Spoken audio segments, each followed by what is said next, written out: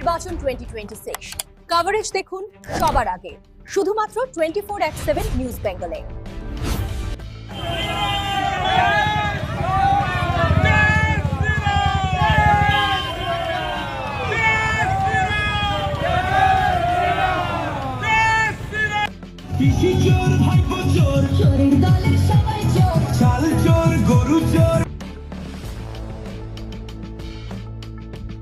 দশই মে 2026 বালি বিধানসভা বিজেপি বিধায়ক সঞ্জয় সিং ধন্যবাদ যাত্রা করেন জয়সওয়াল হাসপাতাল থেকে বালিখাল পর্যন্ত।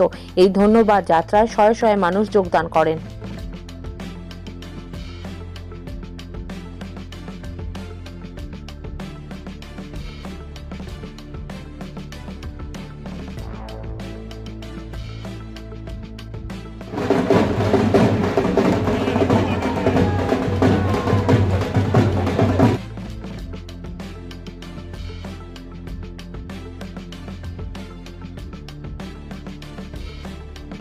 মানুষ আমাদেরকে বিজেপিকে আশীর্বাদ করছে, যেভাবে তারা ভোট দিয়েছিলেন সেইভাবেই তারা আশীর্বাদ করছে। কাজ এখন আমরা শুরুই করিনি। আমরা জনগণকে একটা আশ্বাস দিতে পারি, এই বর্ষা নয়, এই বর্ষাতে কিছুটা কাজ করব। 2027 বর্ষাতে পুরো বেলুর লিলুয়া বালিতে এক ফোঁটা জল কেউ দেখাতে পারবে না। জঞ্জাল পরিষ্কার থাকবে, নাগরিক পরিষেবা দেব। যে হসপিটাল গুলো এখন খুব খারাপ অবস্থায়, আয়ুষ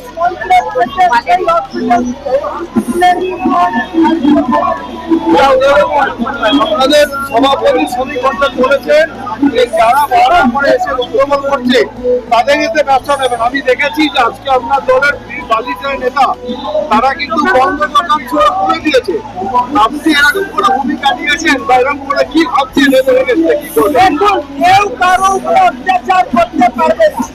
আজ অব্দি কি হয়েছে যে সিপিএমের ক্লাব, সিপিএমের পার্টি অফিস তৃণমূল আসার পর তারা কবজা নিয়েছে। এইবার কি হচ্ছে যে এটা আমরা বিজেপি এসছি, আমরাও নেবো, এই পরম্পরা চলতে পারবে, এটা চলবে না। একদম যদি কোনো বিজেপির কার্যকর্তা এর মধ্যে যুক্ত থাকে তাকে দল থেকে বের করবে। আমরা এটাকে সমর্থন করি না। आज मदर्स डे है और मदर्स डे पे सभी मातृशक्ति को मेरा कोटि कोटि नमन है और प्रणाम है।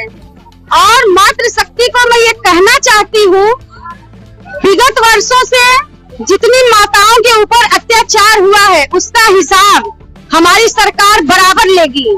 और जो जो माताओं और बहनों को दुख पहुंचा है किसी भी कारण, हम लोग हमेशा उनके साथ रहेंगे और जो भी प्रॉब्लम है हम लोग उनको देखेंगे, उनके साथ खड़े रहेंगे, उनके पास रहेंगे। भारतीय जनता पार्टी है, जो माँ यहाँ पे अपने बच्चों को खोई है उसके लिए पार्टी कुछ न कुछ जरूर करेगी। ये भारतीय जनता पार्टी है, ये पास में खड़ी रहती है, अपने कार्यकर्ता के लिए कुछ भी कर सकती है और हमेशा सहयोग करेगी। उनको पता नहीं चलेगा उनकी कोर्ट सुनी हुई है।